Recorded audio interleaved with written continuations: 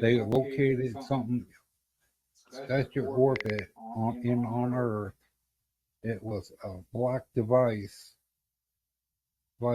and it was before Sputnik was even sent out. They located it.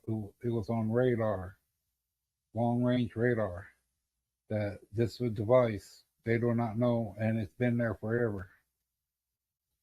And we're not saying that that device, with all the abilities that the time travel thing through the thing would could have been part of it. Because you got for a phone to work, you got to have something there, even in the past. It would be like a dead thing that has to have a two-way. You would think two-way communications. Everyone talked about the Dark Knight, but something was there before the Dark Knight came up, even.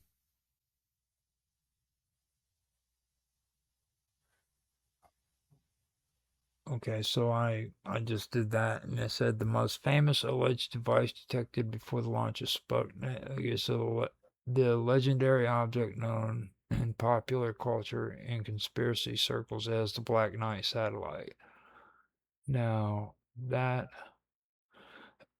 yeah, is what it says. Now the Black Knight is actually a black object, so that most likely Okay, that yeah. most likely is what you're talking about there. According to lore, this was a mysterious dark object trapped in a polar orbit around Earth years Mm-hmm. before humans possessed the technology to launch anything into space. Yeah. So, um, And they were just like how Sputnik now. Well, the not Sputnik, but the Dark Knight moving around now. You know. yeah. Now, in 1954, newspaper reports, there was claims 3 years uh, before Sputnik, retired U.S. Marine Corps Major Donald Kehoe claimed that the U.S. Air Force had detected two artificial satellites orbiting the Earth. At the time, neither the U.S. nor the Soviet Union had the rocket power to achieve orbit. So that happened there, and then there was a long delayed one called the Long Delayed Echoes, which was in the 1920s, where in 1927 and 1928 researchers and amateur radio operators in Norway detected strange radio echoes that bounced back seconds after being transmitted. Decades later, science fiction enthusiasts speculated these signals were being actively repeated by an ancient alien probe orbiting Earth. So that's kind of cool. So you get a lot of good stuff when it comes out of this stuff. It's pretty enjoyable. Yeah. Dan decided to go silent on us, I think. Yeah. He was in his bedrobe, so. I'm still here. Oh, okay. I guess he just knew he was listening. Well, he knows that this is the weird stuff. He's not really much into the weird stuff. Are you, Yeah, Dan? the thing that you read about some people in the 1940s and the 30s using something that looked like a cell phone. That was interesting. Yeah, that actually, I didn't know But anything about but the. but but it but you also said that they could be testing experimental mobile or wireless communication device at that Mhm. time. Yeah, That but doesn't say anything about them being potential time travelers, right? Well, that was the DuPont thing. That's what came out afterwards. Like they had a list of all 10 of them where see they mentioned that with what's his face oh God, I cannot. Not Karl Marx, but the Marx Brothers behind the scenes thing with the mysterious device. But then they go into the one with DuPont. Well, that kind of explains both of them. You know what I mean? In my opinion, maybe that's what they were actually freaking using was that experimental device that DuPont was using. So, I mean, I guess there is evidence that that kind of technology was being researched back then, you Right. know? So, I mean, that is kind of interesting. So, Well, yeah, but as well too, what like that Dark Knight, if it's the same one that from 19, well before the Sputnik came into the picture, it could have been a relayer of all of the what they were showing on there about the devices that people were talking or pictures and stuff like that, or like a two-way communications in time, like two-way computers. well, I mean, the whole, How in time? Interesting. yeah, So you mean like the device will communicate Yeah, through time? yeah. Like it since that time, the device was already in the past, and it went and it's been there sitting there through the years. And if you're going back in the time, that device is always going to be there in that specific time.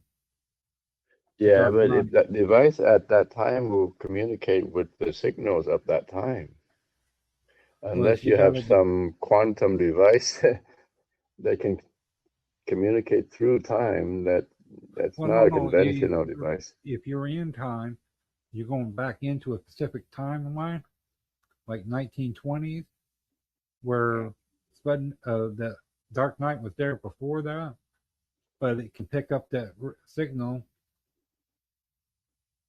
You'd be able to talk back and forth to the Dark Knight device by with that cell phone, and take pictures as well or whatever.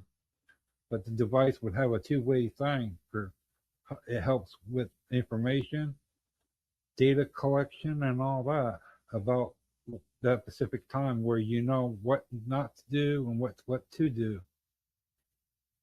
No, if such a device exists, it'll be a very cool device. But that's not it wouldn't be a regular mobile Well, no, so cell hold on. phone. Oh, you're basically telling me that you would use the Dark Knight as a time traveling antenna to communicate back and Yeah, forth. yeah. That's what it sounds like to me too. well, it would be a time device. It would be because it Well, would I have mean, it in both ways. the thing that I mean, even if it was just for like if you had technology that was unavailable during that time and you were trying to use it, then maybe you could use freaking the Black Knight as an antenna to bounce it off of it, or even maybe it would pick up the frequency of it and it would retain it later on, so that like somebody in the 1980s would hear this echo of technology that was being used back in the 1920s. You know what I'm saying? Like if time traveler traveled back to the 1920s and tried to use a device that was beyond that technology, it could still be freaking there from before. But even with the Black Knight, it's still speculative. People still argue if that actually exists. Yeah. You know, so I'm just kind of being hypothetical there. It is a pretty cool thought. I'm amazed you thought of that. That's pretty good. I think we should make a sci-fi movie. What do you think, Dan? Yeah. The And well, it's like what they Hanson found brothers, in New just like the Mexico. Wachowski brother create the Matrix, you will you will create the what would you call it? We'll call it the Dark Knight. The Dark The Dark Knight of DNA. The dark DNA.